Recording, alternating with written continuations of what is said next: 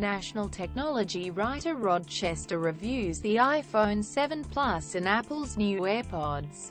Apple this month embarked on a program to evaluate the more than 2 million apps in the App Store, and kicking out apps that have been abandoned by app developers and not updated so that they are no longer compatible with recent operating system upgrades. Crash as soon as they are opened are present other risks to iPhone users. It is not clear how many apps will be removed from the App Store in the cleanup, but it will likely to be in the tens of thousands or possibly hundreds of thousands. Those figures are educated guesses because Apple has not put a number on it. According to analyst firm, just a quarter of apps in the App Store have not been updated since November 2013. Another app analyst group Sensor Tower says more than 300 apps have not been updated in 3 years. Hands-on review of the iPhone 7 Plus. Removing the apps from the App Store does not remove them from your device. If you install iOS 10 operating system that was released this week, the apps will remain on your device. But when you set up a new iPhone by installing a backup from the cloud, those apps which are no longer in the App Store will not install as part of the backup. Certainly, most of the apps that will disappear from the App Store won't be missed. If that "make a fart sound" app you deleted years ago disappears from your iPhone, you probably won't notice. But this issue came to our attention in the past week in the most obvious way. The 2 apps I use every day have been kicked off the App Store and apparently have gone for good. As a keen runner, I have logged every run I've done in the past 8 years in an app called Pace, so that I have a record of pace, distance, time and the number of kilometers I've run in every pair of shoes. The app was very limited in functionality but was still perfectly functional for me. Because it was so old and so limited, the data was not kept in a cloud service. You could export the data from it, which I did recently as a backup, but the export was corrupted. The app has gone and my data has apparently gone with it. I have approached Apple to see what people can do in this situation, but so far there is no solution that works for me. It is understandable why Apple removed Pace from its App Store. The app had not been updated in about 5 years.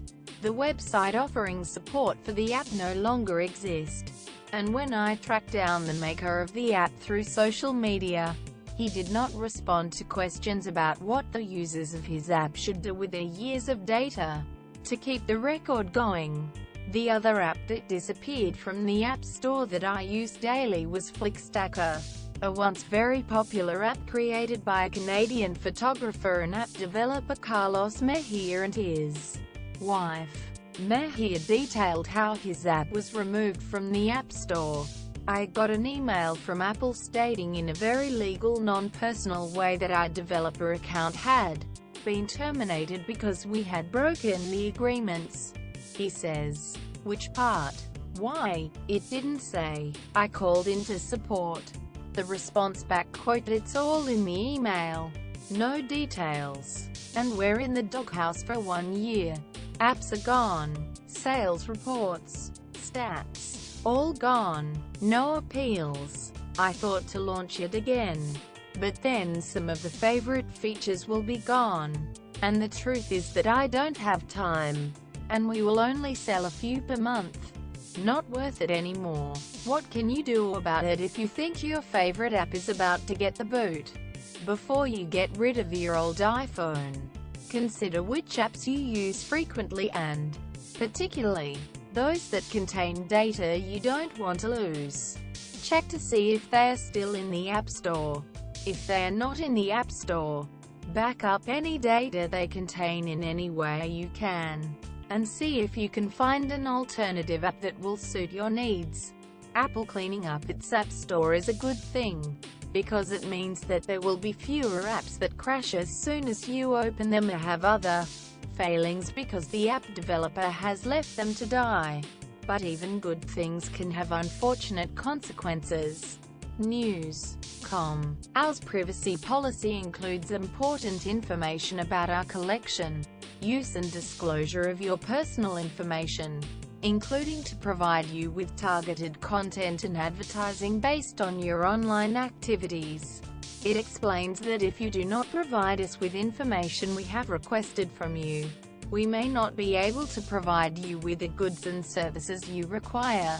It also explains how you can access or seek correction of your personal information, how you can complain about a breach of the Australian privacy principles and how we will deal with a complaint of that nature.